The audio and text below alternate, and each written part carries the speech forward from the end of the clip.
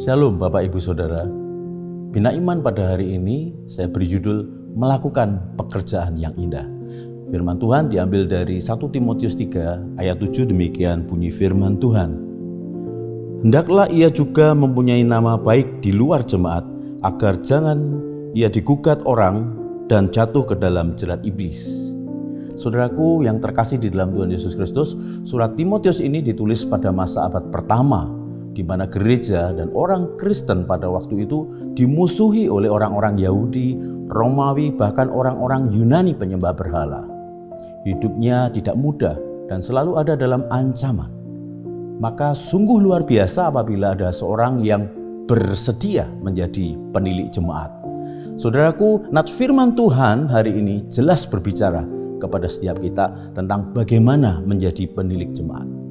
Dikatakan bahwa untuk menjadi penilik jemaat harus memiliki nama baik di luar jemaat, agar jangan ia digugat orang dan jatuh ke dalam jerat iblis.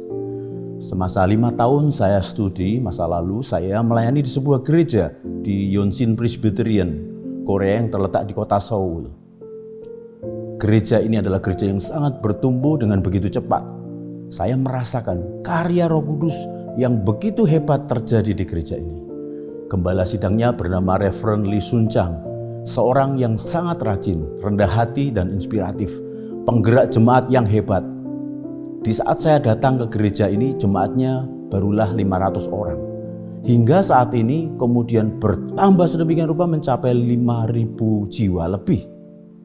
Saudaraku, sungguh karya Allah yang begitu nyata di dalam gereja ini. Pendeta Lee Sun Chang baru saja menyelesaikan tugasnya sebagai ketua sinode Tonghap, yaitu sinode terbesar di Korea Selatan. Begitu besar kasih karunia Tuhan untuk gereja ini.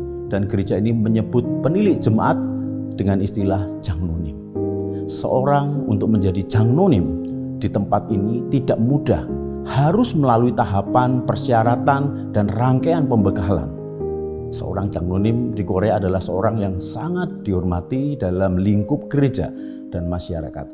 Tetapi menariknya adalah seorang jangnonim tetap mau melakukan pekerjaan yang dipandang rendah atau sederhana oleh banyak orang. Mereka turut melayani jiwa-jiwa baru, menyiapkan makan siang setelah ibadah. Bahkan saya pernah melihat mereka mencuci piring buat makan para jiwa baru yang datang ke gereja dalam ibadah ketiga.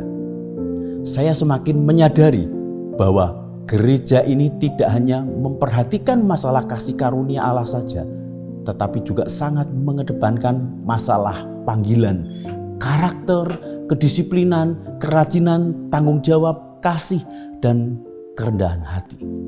Saudaraku, Rasul Paulus dalam nats yang kita baca hari ini memberikan penekanan bahwa untuk menjadi seorang penilik jemaat tidak hanya disyaratkan masalah karunia saja, apalagi masalah materi, tetapi lebih pada aspek karakter seorang pelayan Tuhan yang memancarkan kasih Kristus.